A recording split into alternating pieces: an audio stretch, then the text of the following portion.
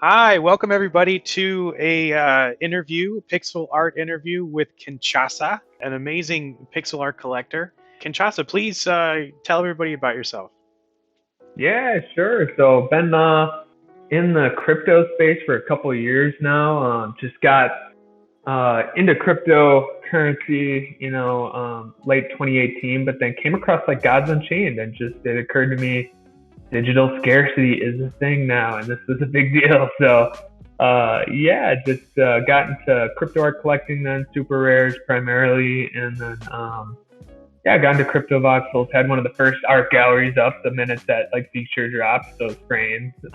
So yeah, I've just been nerding out on the scene ever since. And yeah, I just come from a marketing background, an entrepreneur, full time actually crypto now, working on a project. So maybe we can chat about that later. But yeah, so that's just a little bit about myself. I'm in Milwaukee, Wisconsin, here in the States, where the world is burning primarily, but hopefully things turn up. But yeah, so that's just that's my shtick. So, what's your temperature there right now? Is it freezing cold, or are you kind of just a little icy? Just under freezing, 27 degrees Fahrenheit. Don't know the Celsius. Yeah, that's not too bad. Yeah, that's moderate. That's fine and dandy by me. And I'm actually up snowboarding right now at this ski resort Powderhorn up in the UP of Michigan actually. So we're about to hit the slopes, but I wanted to jam with you guys first. Yeah, that's awesome. We're happy to have you here. So, what got you started into to crypto itself? Yeah, it was mostly speculation at first in 2018. Bought my first ether at like 400 bucks and then watched it crater. But I found NFTs and just kind of Gods Unchained and Crypto Kitties at the same time, and I just it became this brain virus that took over. I was just like, I have to research this. There's something here, and I've kind of resolved, over the past 2 years to get into the industry. By hook or by crook, I'm gonna do this. And so, yeah, and my entrepreneurial endeavors, I create these brands concepts using pixel art, and so that was sort of the crux of the concept was the startup studio that spins out different projects and stuff. And so I made a lot of pixel art for that, just as these conceptual things. And yeah, when Pixelchain came out and the whitelist, was opened up after I saw the Scent article, I was like, dude, you got to get me on there. And my pixel art itself is a little bit hacked, but I just fancy myself more of a collector. But yeah, so that's just kind of how I got into NFTs and crypto by and large. Nice. So the NFTs really drew you in, not so much the currency. Yeah, not as much, man. I mean, I came for the money, and the more I read, the more I just decided to stay for the revolution. I'm convinced, and I'm a hype guy, right? I use hyperbole a little bit much, but I'm always saying I feel like crypto is as big as the internal combustion engine, only strapped to a comet, Right. looming, ready to make landfall and take out dinosaurs. It keeps going, right? But yeah, so I just think this is just a watershed moment that we're actually seeing, and what this technology is going to do to transform all sorts of industries, all sorts of media, and usher in totally new segments. Just be this interesting layer that helps you more frictionlessly transact with one another, in a way that, before was just not possible. We use terrible buzzwords, trustlessness and decentralization, permissionlessness, but it all kind of comes down to um, open border value exchange and like this new way to um, ascribe value to things that previously just didn't have the ability to have an underlying value. That's what crypto art is just so fascinating to me, is that it gives digital art this medium, and virtual reality as this, subsequent layers gives it a place to live and just kind of validates it as a concept. I hear people always say that, like, oh, those are sweet, but what do you do with it? Do you put it on your wall? And I'm like, yeah, in my virtual reality parcel where I own the real estate. This is, in 5 years, VR is going to be like the new website. Oh man, you don't have a parcel, you got to have a presence in the metaverse, you know? I mean, that's kind of my analogy for it is that is the new immersive way that we are going to learn and play and work and shop, is in the metaverse. And the open metaverse is going to be way more fun. Yeah, I 100% agree with you. You actually sound a lot like me when I'm speaking to my family about this stuff, and they're just looking at me confused. Uh, it's Right. So would you say that now you said you got a background in marketing? Was it are you a gamer? Did the gaming bring you in? You said Gods Unchained, or was it more the art that brought you in?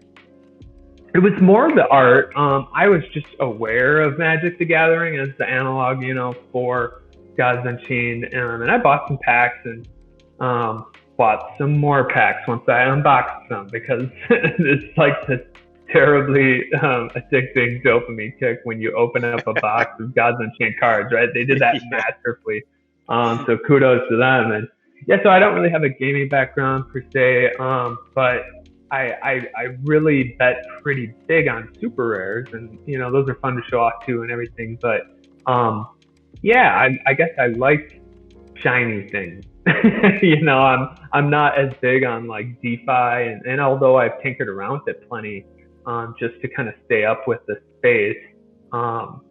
Yeah, I like things. I think everybody likes money. They want more money, but what do they want it for? They want it for stuff and experiences, and they want symbols, status that comes with some of those things and experiences. So at the end of the day, I see money as a means. I see ETH as the gas to do stuff and get stuff. Even though I've spent so much Ether and have so much gas that I've spent. If you look at fees.wtf or whatever, it's sickening to see how much I've spent on just transaction fees. But I don't really mind that I've kind of missed some of that upside potential since, it started to moon here, because I just have these treasures, these cultural digital artifacts in my wallet, and I've sold some, I've made some good money too. And those pieces that are gone left a hole in my heart where they were once in my wallet. And that's what I try to explain to normies, is that until you experience it and have it in your wallet and then see it go, do you understand how this technology kind of makes that stuff tangible? Right. And that's what's so game changing about it, is it gives it like dimension. Yeah, I feel like that argument with the the right click movement and the screen, it's just a screenshot. To me, if you know the technology, if you understand the space, and you're with it, like, this is the future, right? It becomes ridiculous, a totally ridiculous argument, because you're right, you do get a feeling. I know that when I buy something for somebody, I don't have any plans to sell it, and if I did, I would get that same feeling you do of loss after it's gone. Yeah, and that's what I explain to people. I've done some presentations here locally, blockchain meetups on NFTs, and I have a right click save of a GIF in my presentation of an item that I sold to illustrate, hey, this is an item that I sold. And people are like, well, you have it right there. What's the point then? I'm like I said, this is a hole in my heart where this is once in my wallet, and I don't claim to own this thing. You don't understand.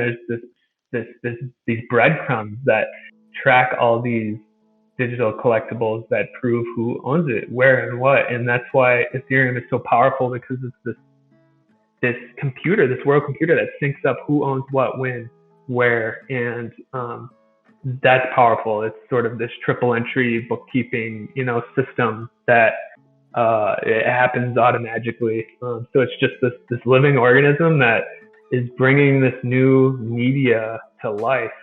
So I'm just super stoked on it, and just have found so many cool kindred spirits in the space too.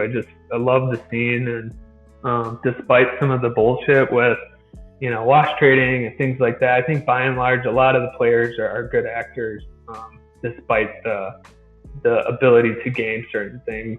So yeah. Anyway, I'm rambling.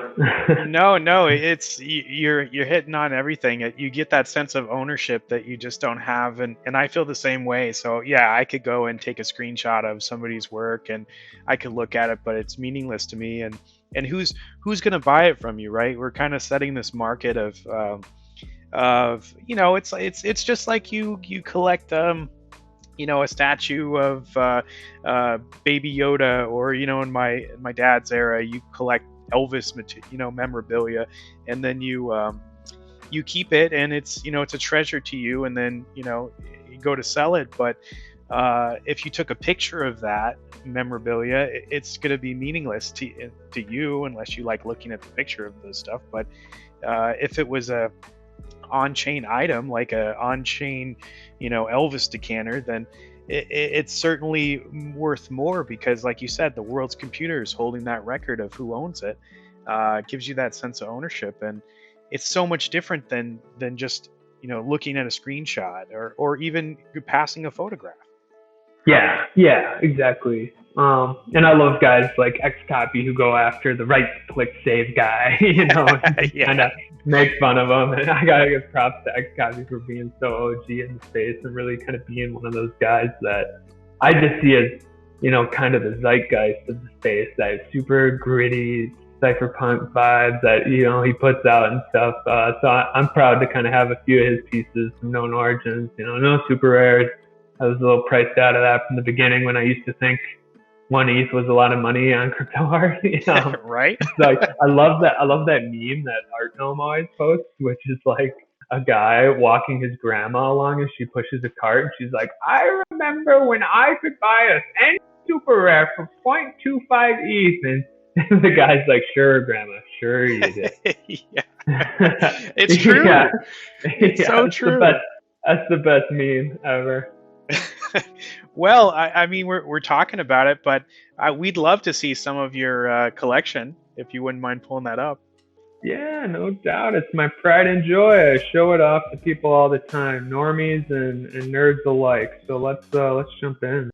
So yeah, I pulled up just a couple of slice and diced versions of my Pixelchain in OpenSea, and so here's the most recent that I've acquired. I just got yesterday, Travels of the Lady in Red #1.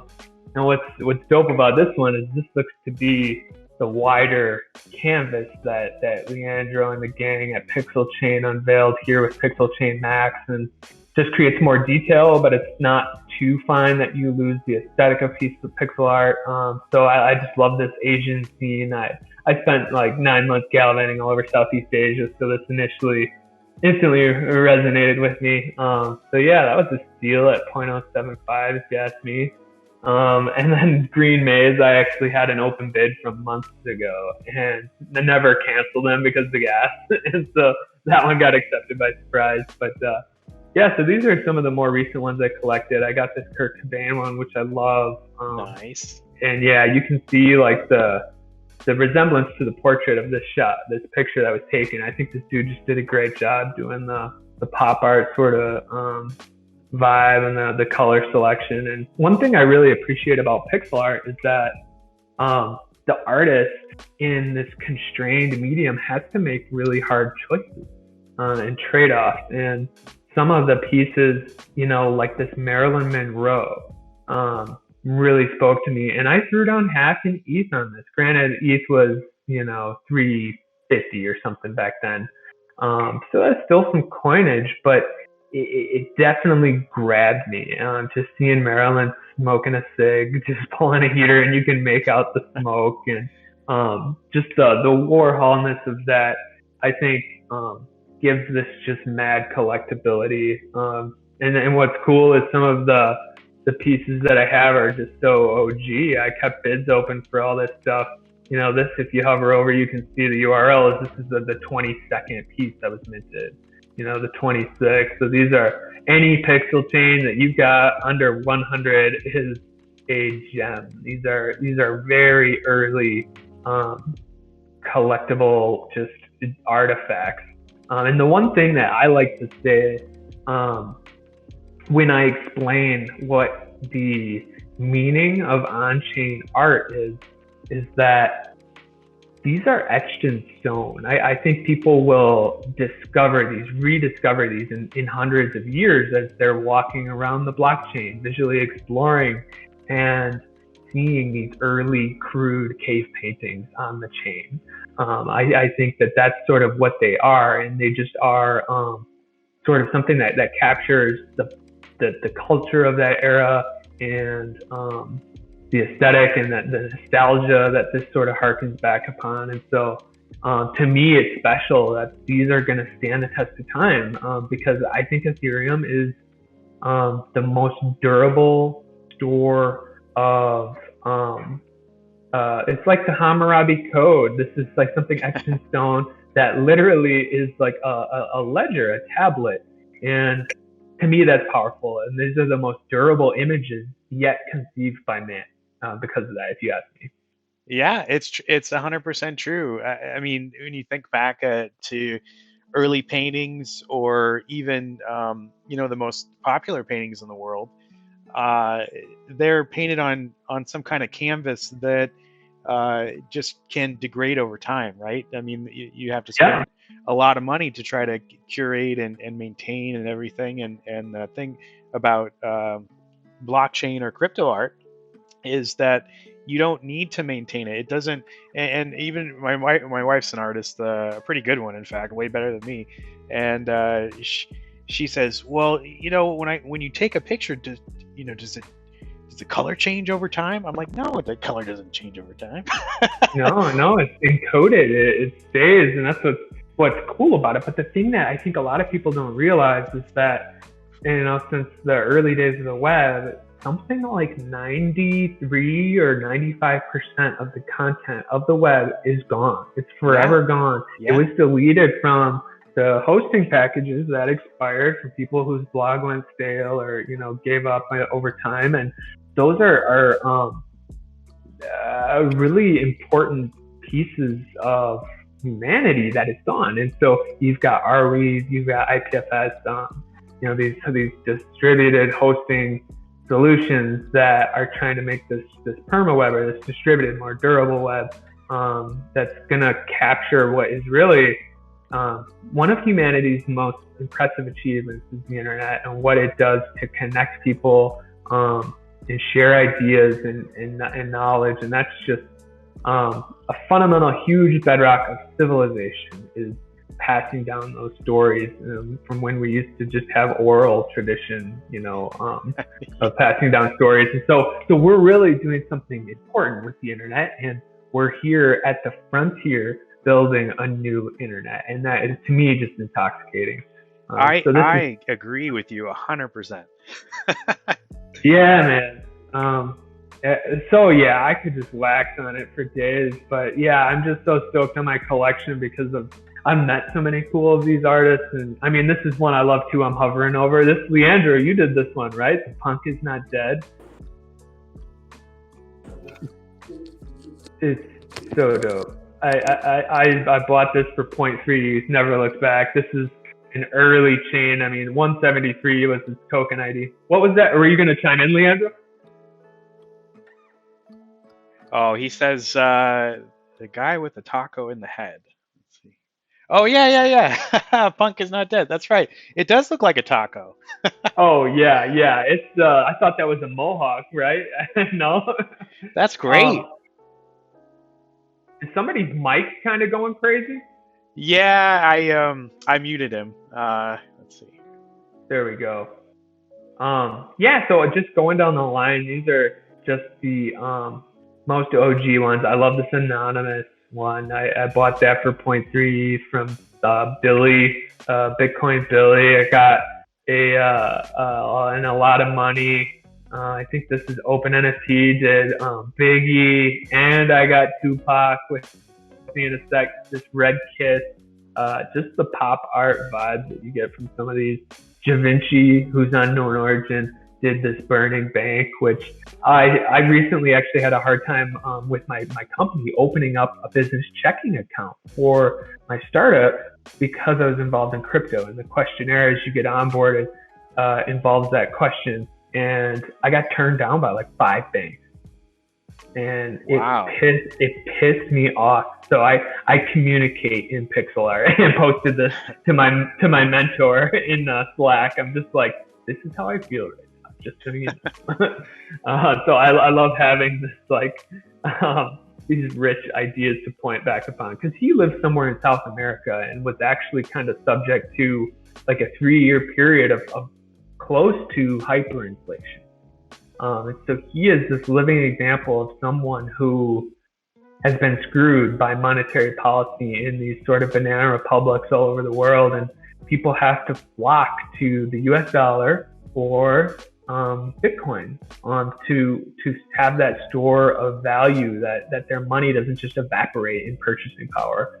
So that to me was just this cool story, chatting with him about the journey that he's gone through, and just seeing that reflected obviously in the burning bank. So it's just pixel art. It's fun. It's accessible. That's what's so cool about Pixelchain, and that's why I'm just a huge proponent and booster of Pixelchain, is that it is this sort of proof of work NFT. It levels the playing field. Everyone has the same tools and the same really constrained canvas, and just seeing what people are capable of is magic to me. And the fact that you can't upload art and steal art is just like airtight. And so Pixelchain to me has a real soft spot in my heart, because people can express themselves in that way, and they can be really good artists, like a lot of money. They can be people who just start placing pixels and just make something magical and never thought of themselves as an artist, but they've just created something freaking magical. So that's what I love about the platform. So yeah, I pushed a little pixels myself. I made the Bildle that I've got sold for. I'm selling for some whale. I got Che Guevara. I got multi-frame pieces like this eye blob. Here's the mouth. Some of these are just killer, and it goes for days. This tower piece, I asked Catalytic something Celsius. What is his name? This artist, if this was a famous painting. That he kind of modeled this off, and it wasn't. It was just something that he conjured up, and it kind of, to him, like transported him somewhere. When I told him that I had this open bid for so long, man, and I loved this piece because I wanted it for my fine pixel art gallery, to just shift gears. This is a collection of fine pixel art. This is basically pieces that I commissioned as well as purchased. And this, the creation inspired me to curate a theme of pixel art. I was just like, wow, they did a really good job in the choices that they made to create a new take on, an obvious classic, something just canon. And to me, it was a fun way to curate around a theme. You got your Dolly. This is a Dolly too, and ironically, this Lincoln and Dolly vision is the most plagiarized lithograph of all time. And so the fact that we did a take on it, to me, is hilarious and awesome. This was he goes by Pixel, but his name is Exabot on Twitter. Super talented dude. He's like involved in Avagachi and stuff. But yeah, and I did this one. I was really proud of my Starry Night. That's fantastic. Yeah, I was super stoked on this one. I did this at lunch one day. I was able to crank out, and it just came to me. No, I looked at the picture and stuff. But yeah, man, it's just so much fun. This is I forget. It's called Sullivan or something from some famous artist I should know. Yeah, the Great Web, the girl with the pixel earring.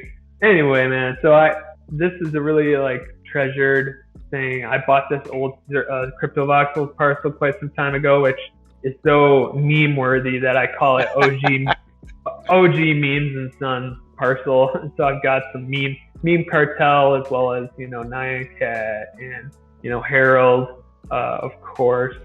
So all things meme. So I got Money Printer Go Burr from Exabot. As you can see here. You got your Bob Ross. You got it all, baby. That's awesome. And yeah, and we could talk about it later, but this is my headquarters for my startup, which is sort of an urban vibe. It's we can go into it later, but it's basically like the TikTok of hip hop meets Bitcoin. We're making this automagic beat maker that you flow over and sell for crypto as collectible hip hop. So we're creating an audio NFT and just trying to put out the vibe and the parcel here. But yeah, I could go on this all day. I got the Terminator from 80 Dust. I got a Heath Ledger Joker Wow. Look at that. series. And this is a series. Check this, dude. Look at that. Oh, man, those are awesome. Dude, I never looked back on this purchase. I threw down an ETH for the bundle. A straight up ETH. And I talked to 80 Dust and he was like, I can't go lower than an ETH on this. It took me so long to place these pixels and get it just right. And I was like, yeah, I really admire your take on it. And just seeing the Joaquin Phoenix take is just a magic. And the fact that he didn't go for like too much detail in the eyes of the Heath Ledger, it's just more menacing. Yeah, all of those are awesome. Yeah, dude, it's insane. So, I mean, I went a little overboard when I look back at how much I spent on Pixelart. It's hilarious, but I love them. I really do. And so I think a lot of these are going to have real collectible value one day. And we haven't seen a lot of liquidity in them, but to me, they're treasures. And I think the intrinsic value of them, and there really will be monetary value in these in due time. Yeah. Especially with artists like, a lot of money and some of the other names. But the cool thing is that you don't have to be a name to make really dope pixel art. This one, though, is a big name. If you've seen Ambitionist TK, and just shifting gears to Super Rare, these two pieces I bought from him, for some serious coinage, 0.5 across these two. But he's got the most dope, gritty aesthetic. This is a piece that I bought from him on Super Rare. I woke up one day to a 5 Ether sale on this piece, to this guy SOV, who is like a CryptoPunk OG. He was one of the claimers, right? He's a whale in punks and did pretty good. And the dope thing is, I saw over the course of the day 3 more sales. He bought all my Efficientist TKs for 7 ETH for the other 2. I clocked 19 Ether that day. Wow. Slanging these. And so here's some of my super rares. And like I mentioned, I like shiny things. I am mesmerized by some of this stuff. I got, these are really shiny. Me likey.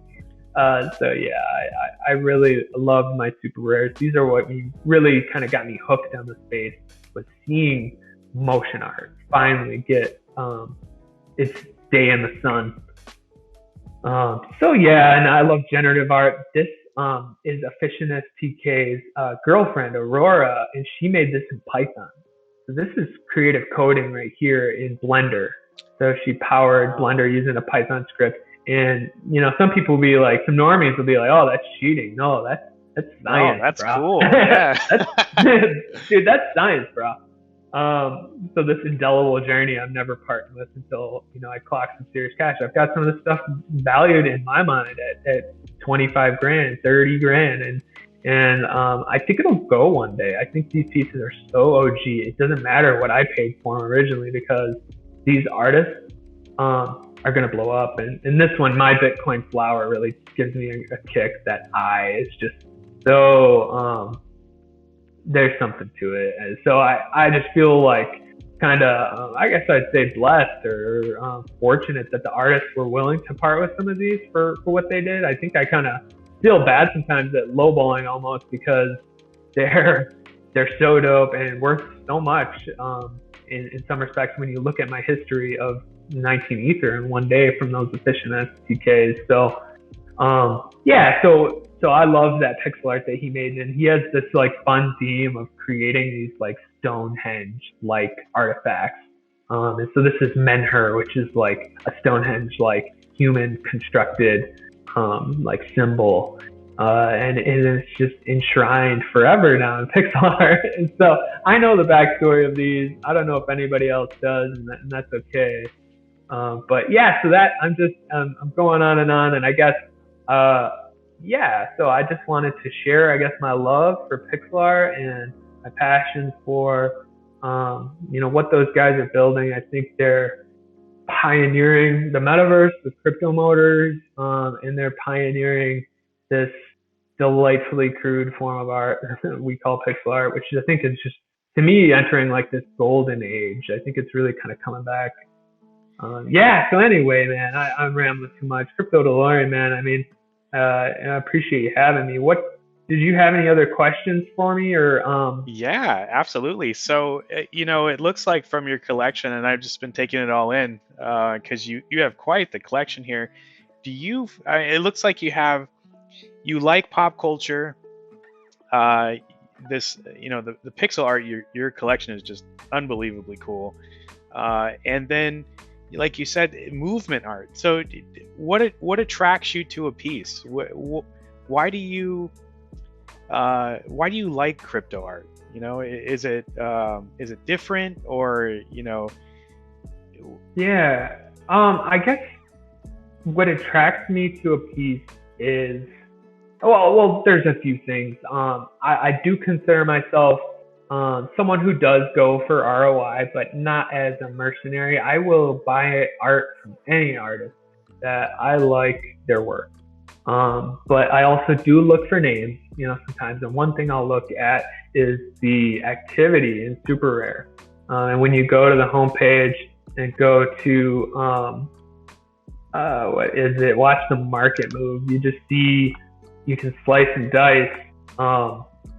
Who's selling what for how much over any period of time, and oh, it doesn't want to show me. Well, the point is, you just see a spreadsheet of who's selling what and what the resale value of theirs is too. How many resold in that month, that 6 months, or that year. And so you can get a sense from that what piece might be a good investment and what you're willing to pay for it. So I spent some serious coin on these tacos. So he renders these stone compositions, and there's something to it. So he has just a really cool aesthetic, and he tells a story through his work. And so just like any art, I guess there's an aesthetic value, there's an investment component, and like I said before, I guess I'm attracted to that compelling stories and shiny. I like shiny yeah, objects. But yeah, the fact that I got in through Gods Untamed was that gateway drug that like digital ownership is a thing, and I could be a curator of art and in this frictionless worldwide 24/7 marketplace.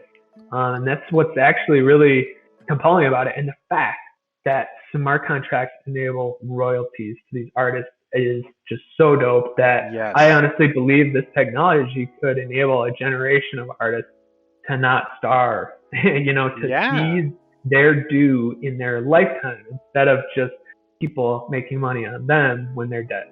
Yeah, absolutely, absolutely. And so I have to ask, and then I kind of want to go into because you have some projects that you're doing. So I want to go into those, but I will ask the dangerous question of what your favorite piece of all time is. Oh boy. Yeah. Yeah, I guess I do kind of go back to that piece that I showed you. I love One Apple. I love the still life. But even though this was minted by like more of a group, it might be a defunct magazine. Does anyone know if Creative Crypto is still around? I don't Uh, know. Maybe. I haven't seen them lately active, and there's just so many other great publications that have cropped up since. But they were a really OG one, and this is the piece that I guess um, really tripped me up, and I think this was the most expensive piece I bought back then for point 0.6 ETH, which was $82 at the time. Oh, That's come like, on. dude, what am I? I told you, man. I was pretty OG in Super Rare, and so yeah, that's hilarious how cheap that was. And to me, it's just 30 ETH is like it'll go for this in 5 years, and I'm not pricing these to sell anytime soon. But yeah, I really love this. I love this work, and so it's not by like a really well-known artist, but this Carrot Cake is the guy who did make the art, and it was minted under Creative Crypto's handle, which is now perhaps defunct. I'm not sure, but yeah, I still, like I said, like the art for the art, and not just the name and the ROI potential. So I guess I go back to that. I think. Yeah, there's a lot going on there. It is quite interesting, the angles and the aesthetics and the eyeball. It's just there is quite a message here. It's Yeah, very definitely. interesting. Yeah, so it's fun, man. And I like anyone, um, it's hard to put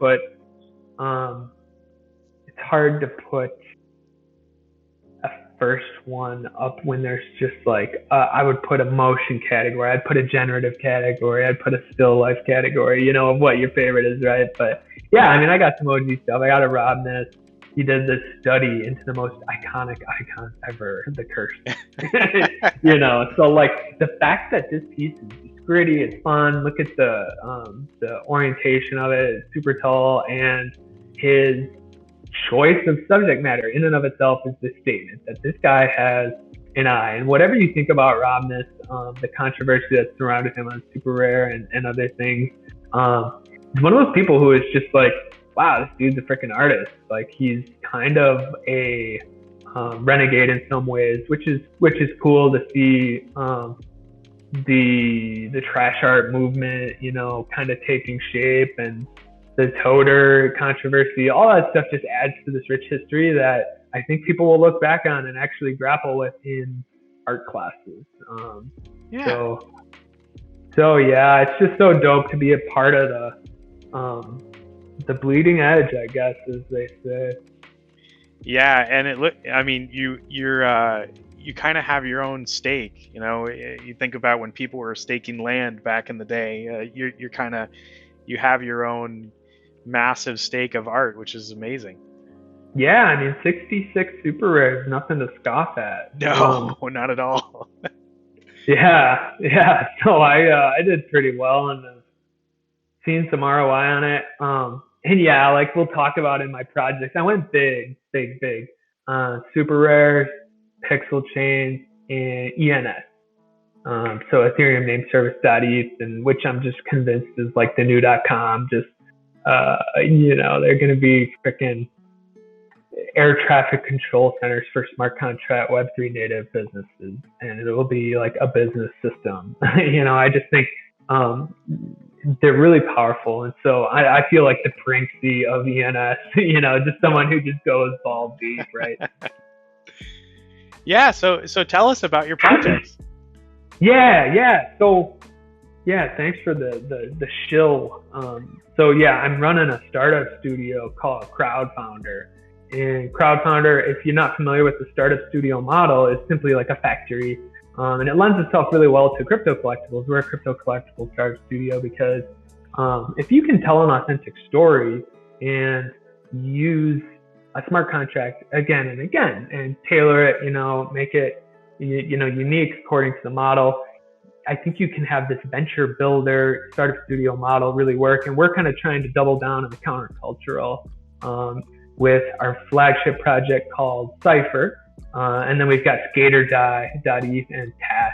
And we think that's where we're going to start to see the adoption is in subcultures first. And so that's where we're trying to position ourselves at.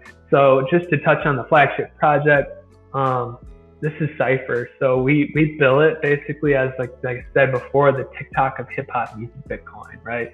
Why do I say Bitcoin? Just because the hip hop community knows about Bitcoin. They want Bitcoin, but they don't know how to get Bitcoin. And we're going to enable them to earn it for their flow by selling audio NFTs as collectible hip hop.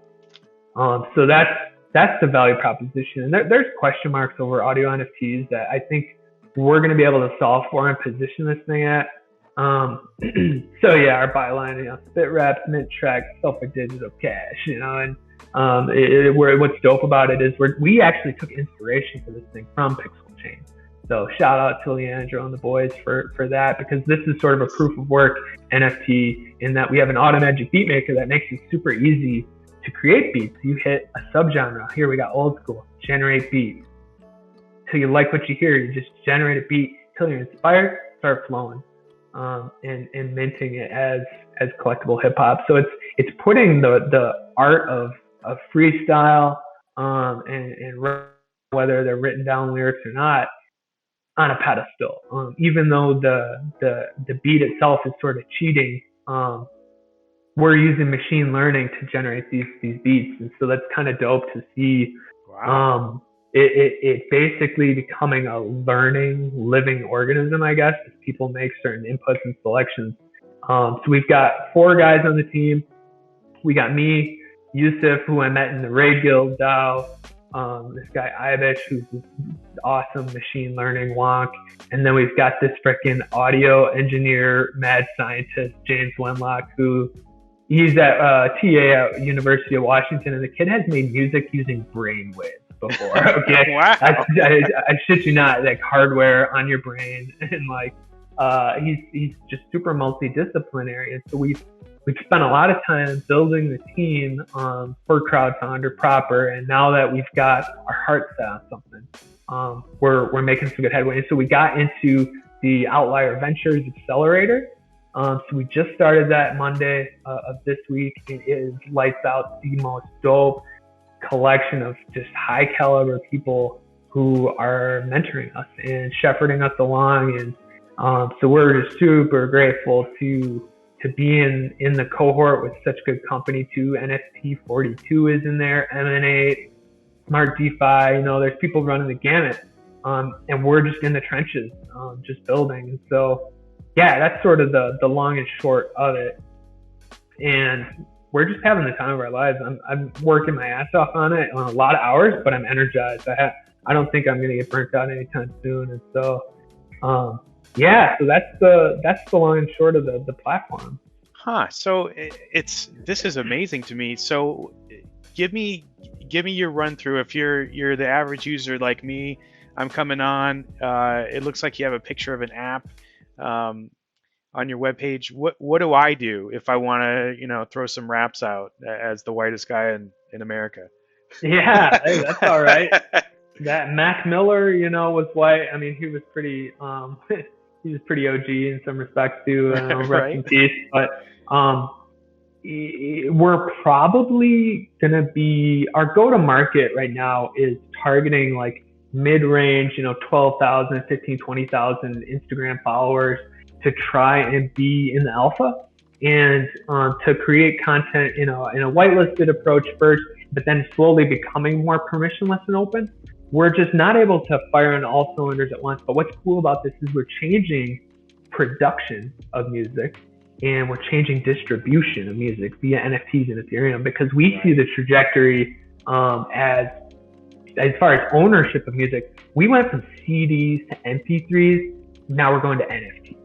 This is the new way to package and sell music, and all sorts of media, as we've seen with visual art, especially taking center stage. But I think we can crack it for audio, which, like I said, I have some question marks as to how you go about that. And we're creating both a sense of digital scarcity through our minter, actually creating editions of these, but also in the lens of abundance that anyone can listen to it. So we're trying to walk this line and get people's heads around that mind melter that is. How can you actually have value then to this thing? I think the more people listening to it, the more eyes in art, the better. You want people ultimately listening to your music, and if you have secondary royalties that are baked into this via the smart contract, every time that token sells and trades hands, that's how you make money. So there's a value proposition, and but the wireframes we had so much fun with. I could just show you the minter super quick. I know you got to run soon, so I won't talk your ear off. But one thing about what we're doing is we're doing what Rarible sort of has done, in that you can set your royalties between 5, 10, or 15%. So you make a beat, you flow, and then you mint. So you set your additions, your price, your royalties, and then we've got meme mode that we're trying to incorporate on this first go. Yeah. And that's going to allow people who buy the token to remix that track for 5% cut of those sales. And so that could create that TikTok network effect that gets this thing on the map, dude. I honestly believe, and I know it's swinging for the fences, I know it's cocky, but I think we could put dApps on the map and use hip hop as this Trojan horse to get a mainstream mass adoption hit. Yeah, absolutely. This is rug life. I love it. Rug life. Yeah, man. So we're having a blast with it. And Crowdfounder is stupid ambitious. Like we have, as you can see here, 600 ENS domain names. I mean, it's stupid how big we went on this, but we did so well in Ether with my initial investment that we did in a friends and family round. We sunk it into Ether in the spring once it really took a dive with COVID. It just appreciated, and we were able to make some moves, sniping the hell out of these three major waves of expiration. And some people hate on it because, like, dude, you're a squatter, but I've given away Pickle to Pickle.finance for free. I've given Cami Russo of Defiant Duddies. You know, I gave Pool Party the other day, Pool Party Duddies, because these are people building dope shit, and frankly, they're the rightful owner of it, and I just want to build this space. Right. So I just Robin Hood that shit all the time. So we have, you know, everything from urban farming to Docket to board games to Platinum to Artifact Duddies. I got Genesis Block, bro. I mean, just crazy good names. And like I said, I come from a marketing background, primarily storytelling, copywriting, and branding. And so I really do kind of have an eye for it. I think between my Pixelchains and my ENS domains, yeah, I've got an eye for it. And especially in the ENS, you know, like parking bot, you know, I'm positioning Crowdfounder, dude, for an inevitability in 5 or 10 years where all cars are self-driving. And when you get dropped off at the concert venue, you just look on your Ethereum parking bot dApp and it finds the closest parking spot for you at the best rate. And it just magically parks itself. Like, this technology is going to happen. It's going to come. And whether or not we do it or someone else is cool. Like, we're not trying to boil the ocean, but we're certainly keeping our options open. As you can see, Stitcher, Nifty Farm, just Thrift. Yeah, so it's gonzo, for sure. But yeah, I'll stop sharing. I've shared so much at this point, but yeah. So we're having a hell of a time and just building the team. We're trying to do name drops every 6 weeks where we build a super ghetto prototype and we build hype around it in the metaverse and stuff, and we try and get would-be crowd founders to apply to the project. And that's sort of the decentralization of the startup studio, and that's what's so disruptive about startup studios in general is, you know, why bet on one horse when you can win, place, or show, right? So it's a hedge, but it also allows you to do serial entrepreneurship in parallel. And as long as you give those crowd founders the lion's share of the equity, it gets incentives aligned in the right place. And so we're super bullish on ETH. I think .eth is the new .com, IPFS is the new web, the new interwebs of value, and basically we're just trying to shoot the moon at the Swiss, man. Well, I love it. I mean, this has been fantastic. I love hearing about your projects. I love seeing your art. I'm sure everyone here has. I'm excited to get this up on our growing YouTube channel. Yeah, man. Yeah, you know, it's fantastic, and you know, I'd love to have you on again in the future. I'm just gonna say this on camera. Or on voice, I guess, and showcase your project. I think that's fantastic, and I'd love for more people to see it.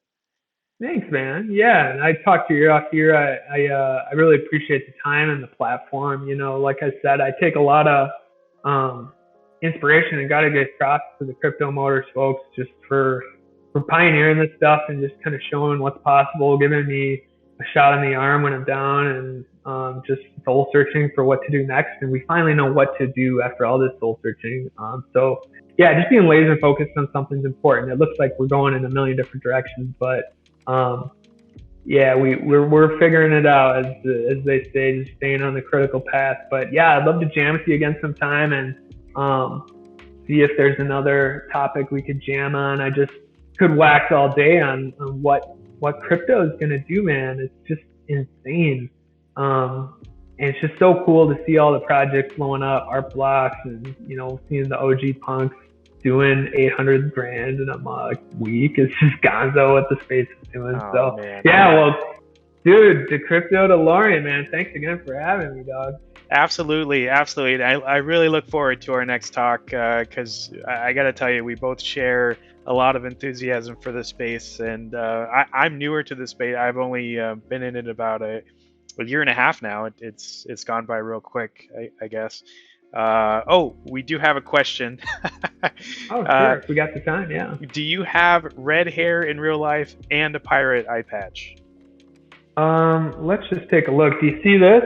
Is this you seeing my video screen or no? Let me see if I can pop it up here. Yeah, I've got a long ginger mane.